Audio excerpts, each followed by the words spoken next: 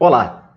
É com muita satisfação que o PEN UFRJ apresenta a atividade de destaque do mês. Hoje teremos a palestra O Reino Visigodo, na Espanha, proferida pelo professor Santiago Castellanos. Castellanos é doutor em História pela Universidade de Salamanca, lecionou na Universidade de La Rioja e, desde os anos 2000, atua na Universidade de León, onde é professor titular. Nos últimos anos, Castellanos também foi professor visitante em Oxford, na Inglaterra, e Notre Dame, nos Estados Unidos. Além disso, realizou conferências e participou de atividades em centros universitários de Nova York, Flórida, Londres, Hamburgo, além de ter sido examinador convidado em Princeton, também nos Estados Unidos. Castellanos é um especialista no estudo da Espanha tardo-antiga e suas diversas facetas políticas, sociais, culturais e religiosas. Publicou diversos artigos e obras de grande repercussão nos estudos tardo-antigos e medievais brasileiros.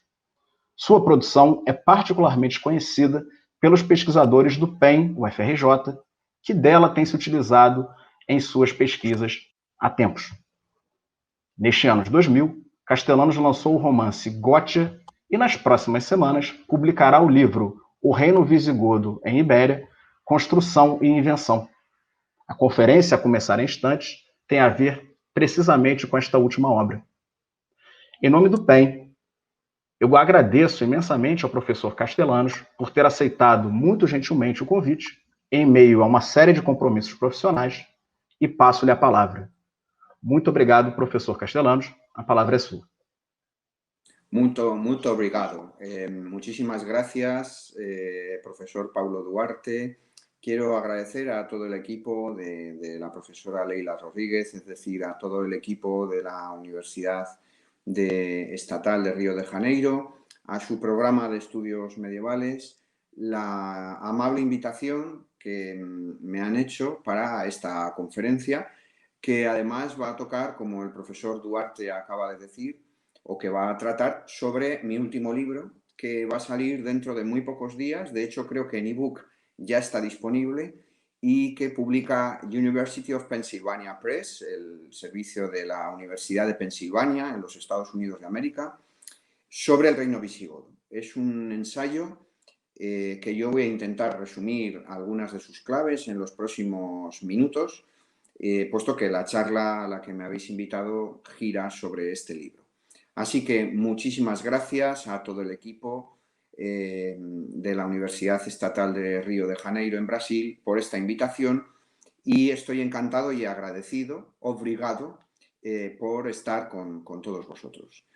Mirad, como vosotros sabéis, porque en Brasil ya existe una tradición de estudios sobre el reino visigodo, sobre los visigodos, sobre lo que ocurre en Europa y en Hispania en particular, inmediatamente después del colapso del Imperio Romano en Occidente, digo que, como todos vosotros sabéis, la historia del reino visigodo en Hispania ha tenido una mala prensa, es decir, que ha tenido unas interpretaciones mediatizadas por intereses políticos de muy diverso signo, que no tenemos tiempo de explicar ahora, pero que, por no remontarnos a la propia Edad Media, cuando los reyes cristianos de la Hispania alto medieval empezaron a instrumentalizar una cierta mítica de un pasado visigodo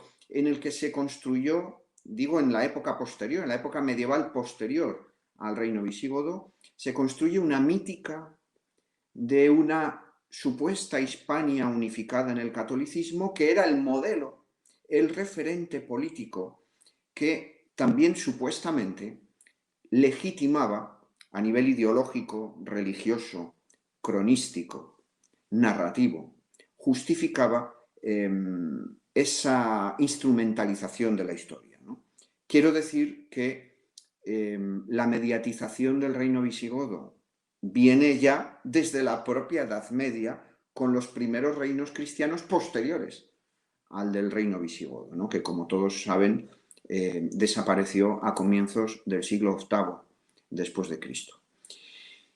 Esa instrumentalización, que sería un poco el primer vector que yo toco en la introducción del libro, que aparece ahora, como he dicho al principio, en la Universidad de Pensilvania, en Estados Unidos, yo en la introducción explico muy brevemente que esa mediatización continúa, por ejemplo, sin entrar en detalles ahora, en el siglo XVIII, cuando los Borbones se instalan en España y empieza un programa iconográfico en el entorno del nuevo Palacio Real que se está construyendo en el siglo XVIII por los Borbones, ¿no?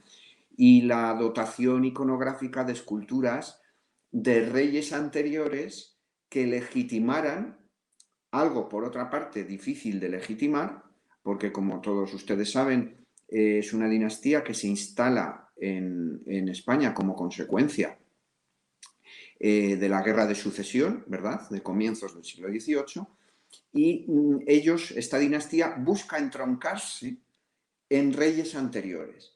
Por eso, nuestros amigos brasileños, cuando vienen por Madrid y pasean por la Plaza de Oriente, se van a encontrar esculturas enormes de reyes godos, de reyes visigodos. Tiene ese sentido, es decir, que es un programa iconográfico que ya digo que empieza en el siglo XVIII por estos Borbones, ¿no? O, sin ir más lejos, las cortes liberales del siglo XIX encargan cuadros para reivindicar que el Estado liberal de las revoluciones burguesas del siglo XIX también tenía unas raíces en el mundo visigodo. Y así podríamos continuar con otros ejemplos en el siglo XX, ¿no? Es decir, y este es el primer punto de mi charla, que estoy terminando ahora, este primer punto, y es que hay una instrumentalización. Dicho con otras palabras, el reino visigodo tiene un cierto sex appeal para las monarquías cristianas medievales, para la Casa de los Austrias, que también echó mano del reino godo en sus crónicas de los siglos XVI y XVII, y luego ya desde el siglo XVIII para los Borbones, o en el siglo XX para el general Franco, por ejemplo, que también se interesó mucho por estos temas, ¿no? Es decir, que tiene un sex appeal desde el punto de vista de la manipulación política, esta historia del mundo visigodo. Este es el primer punto, la primera idea que yo quería explicar hoy y que trato brevemente en el prefacio y en la introducción del libro, ¿no? El segundo punto sería de orden cronológico. Mi libro no abarca toda la historia del reino visigodo en Hispania, sino que se centra en los inicios de esa cronología y, sobre todo, se centra sobre todo en la consolidación del reino desde mediados del siglo VI hasta mediados del siglo VII después de Cristo. Lo anterior, es decir, las primeras presencias de los godos en Hispania, que como sabéis tienen lugar en el siglo V, aparecen en el libro, pero en menor medida. Lo que sucede es que para mí son muy relevantes porque me permiten explicar una de mis hipótesis que intento defender en este ensayo, y es que es cierto que el reino visigodo es un reino godo, puesto que el rex es rex Gothorum, rey de los godos. Y es cierto que la nobilitas, la gens que está detrás de la realeza goda, es una nobleza de tipo godo. Pero por lo que sabemos en el estado actual de los conocimientos científicos sobre el origen y el desarrollo de los godos, ya de antes, ya desde el siglo IV y sobre todo en el siglo V, los godos, los gozi, que aparecen en las fuentes romanas, son en sí mismos una amalgama de pueblos muy diversos, entre los que también había griegos y romanos, ¿no? Esto se ha explicado varias veces a nivel académico y yo creo que con buen criterio hoy pensamos que los godos están muy lejos de ser una, como decían en otras épocas en mi país, una unidad de destino universal. Es decir, distan de ser un pueblo único con una evolución lineal de su historia.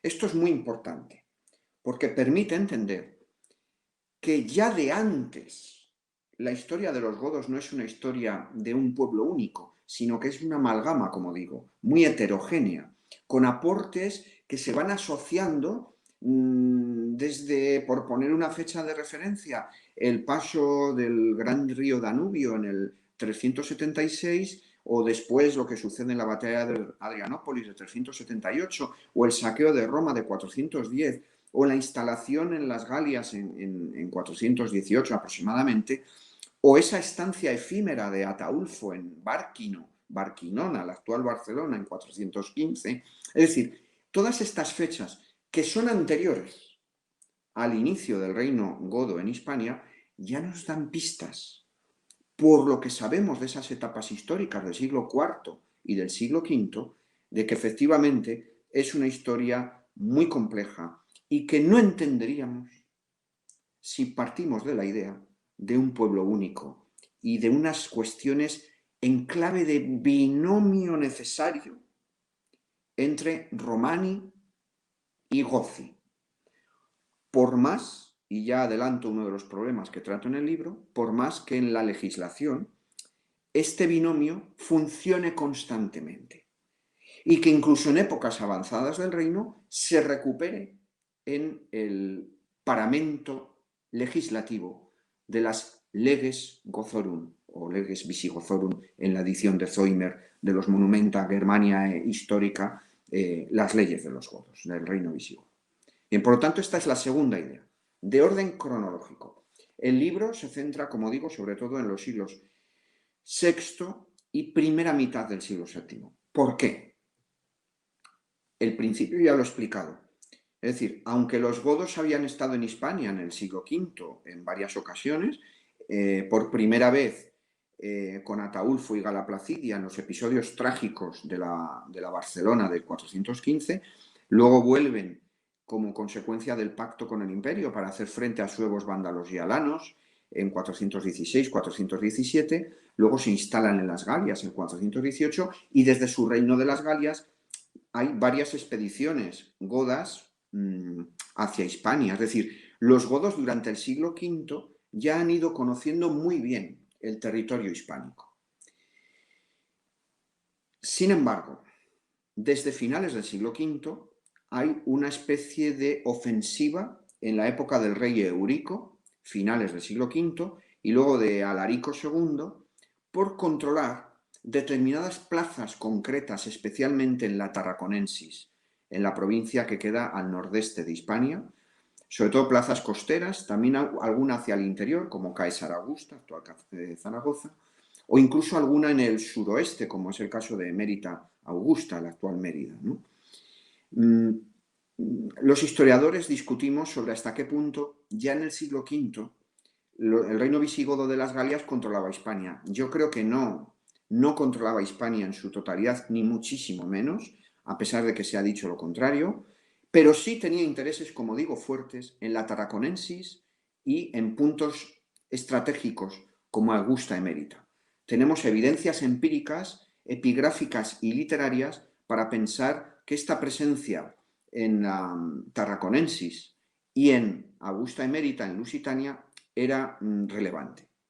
Sin embargo, la derrota ante los francos a comienzos del siglo VI, la famosa batalla de Boyer en el 507, que en ocasiones se ha visto como un detonante del inicio del reino visigodo en Hispania, hoy en día está relativizada. Es decir, que aunque todos pensamos que fue un episodio importante y que marca el punto de inflexión del final del reino en la Galia y el inicio definitivo del reino en Hispania, en el estado actual de los conocimientos, sobre todo si rescatamos algunos textos de Procopio de Cesarea, por ejemplo, marcan que probablemente la migración de los godos definitivamente hacia Hispania, conservando la Septimania, sobre todo por la intervención de los ostrogodos, ¿no? Pero la basculación definitiva tiene lugar no como consecuencia de un hito concreto, como es la batalla de Boyer, sino como consecuencia de una migración paulatina, probablemente ya desde finales del siglo V, pero sobre todo en las primeras 2 décadas del siglo VI.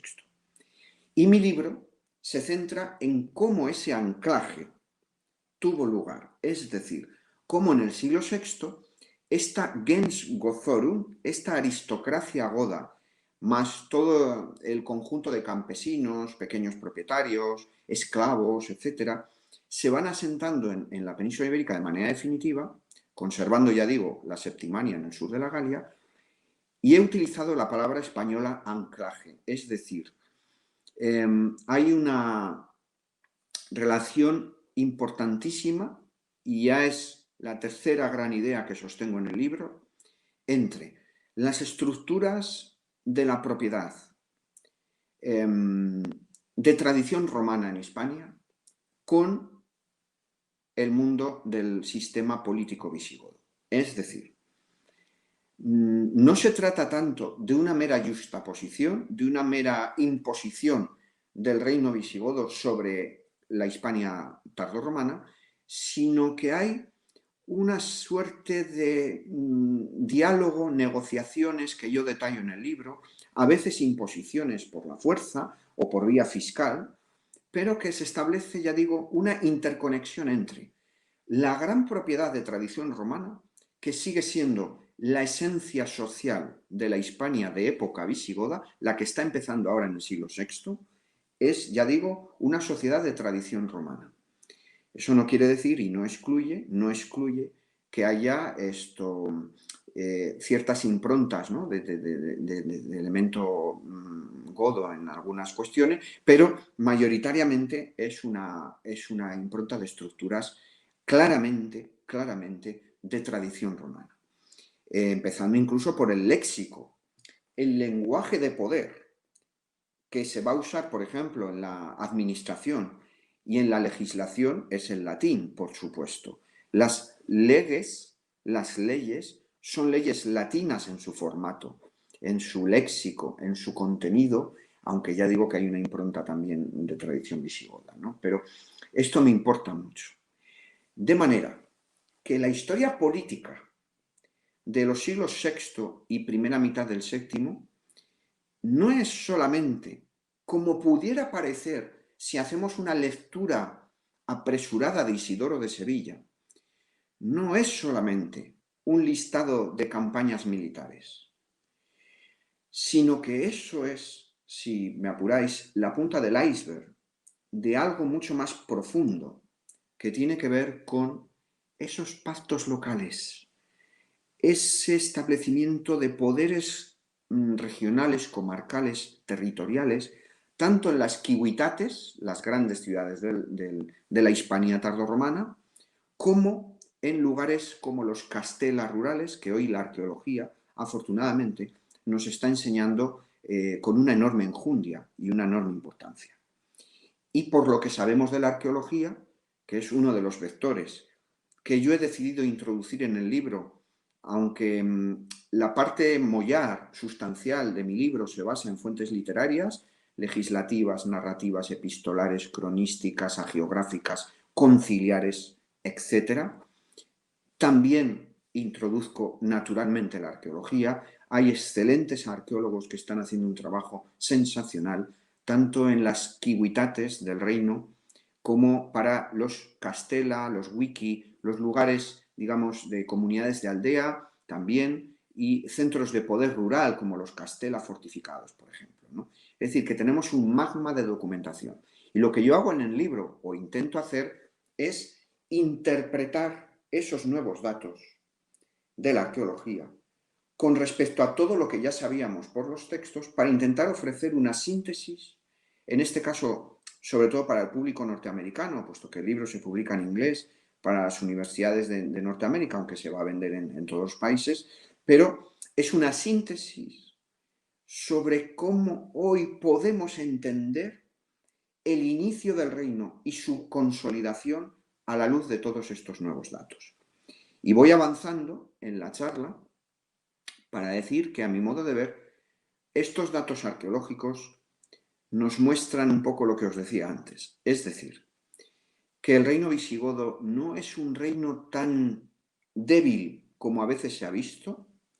Es un reino que tiene impronta en lo local, tiene poderes delegados en las civitates, hay circulación monetaria importante, incluso en niveles rurales, lo cual nos está hablando de una cierta colaboración de algunas aristocracias locales con símbolos de reconocimiento del poder central, como es la moneda, por ejemplo. Recordad que la moneda la acuñan los reyes godos y la supervisa el reino visigodo, o por ejemplo el elemento fiscal, que también es un elemento político, administrativo del reino, que entendemos que también funciona en elementos locales. Tenemos evidencias empíricas, tanto literarias como algunas interpretaciones sobre las pizarras visigodas que pueden dar lugar a esta versión, ¿no? De una implantación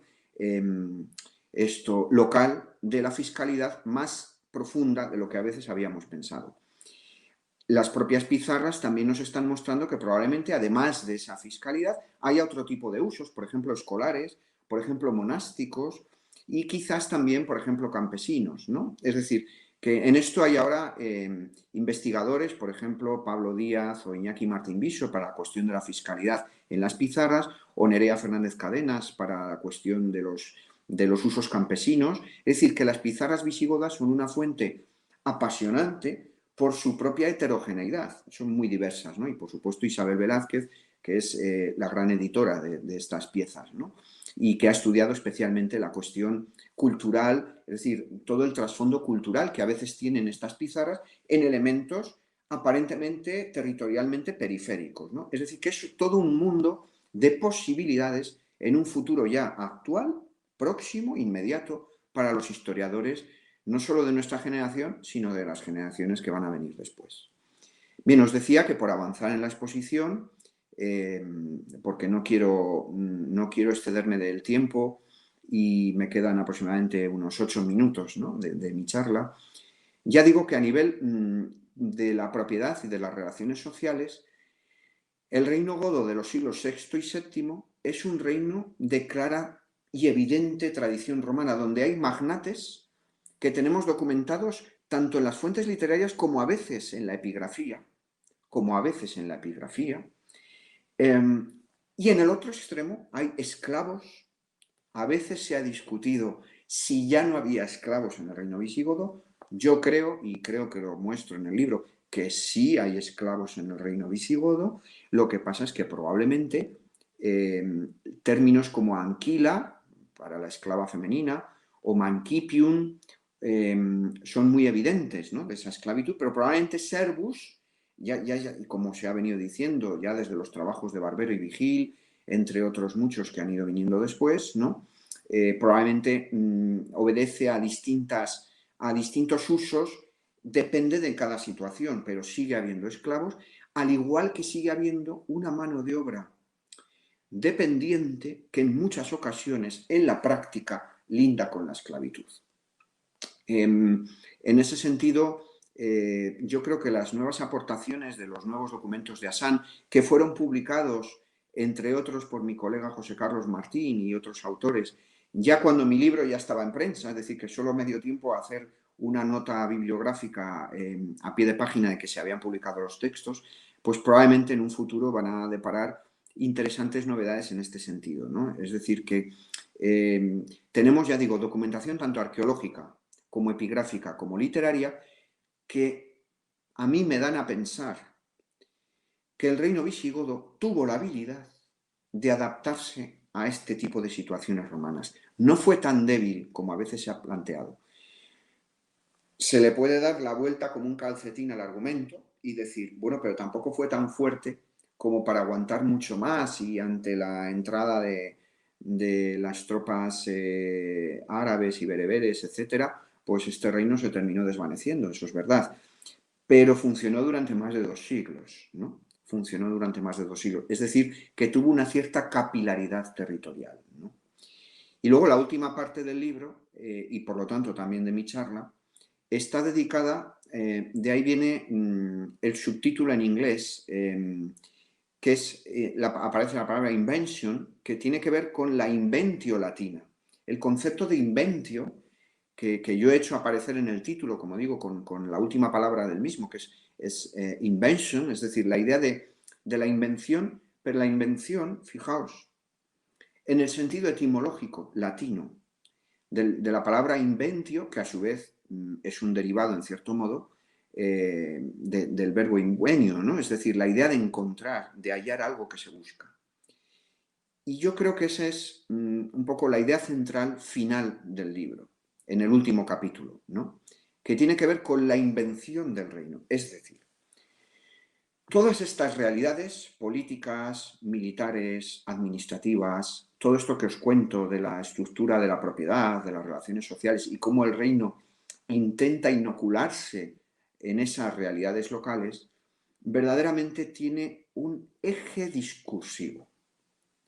Es decir, el reino generó un discurso legitimador, justificador, explicativo de su pasado. Naturalmente a todos nos viene a la cabeza inmediatamente el primer personaje en el que pensamos es Isidoro de Sevilla, naturalmente. Pero hay otros, como Juan de Víclaro, Braulio de Zaragoza, entre otros, ¿no? Que construyen en mayor o menor medida, con obras más grandes o con textos más pequeños, a veces una carta refleja ese tipo de ecos, ¿no? O a veces una inscripción. Toda una génesis de lo que en el libro yo llamo la invención del reino. Es decir, las claves de justificación de por qué el reino funciona como funciona, en una variante católica que naturalmente viene de la conversión de Recaredo desde finales del siglo VI.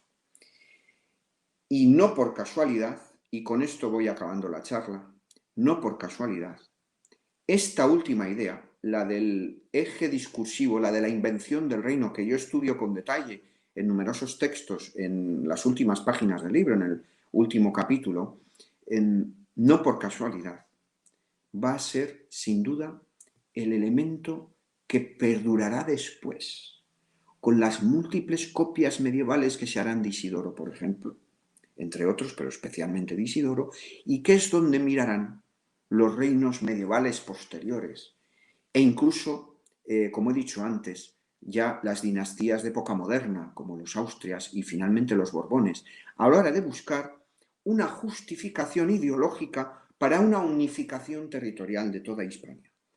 Esto va a tener un enorme recorrido y hunde sus raíces en esa génesis de la manipulación de un pasado reciente, en el caso de Isidoro de Sevilla, por ejemplo, ¿no? Para construir una nueva historia, una invención, en el sentido, no quiere decir que sea falso todo lo que dicen, sino que es un hallazgo, es una creación discursiva, en este caso historiográfica, para justificar la existencia de un reino con unas determinadas claves y no con otras. Muchísimas gracias, ha sido un placer. Bom, uma vez mais eu agradeço ao professor Santiago Castellanos pela excelente fala, com a certeza de que ela vai instigar pesquisadores e demais interessados no tema do Reino Visigodo. Muito obrigado, professor Castellanos. Obrigado. E, enfim, lembro-lhes de seguir o PEN nas redes sociais e até a próxima. Gracias, obrigado, muito obrigado.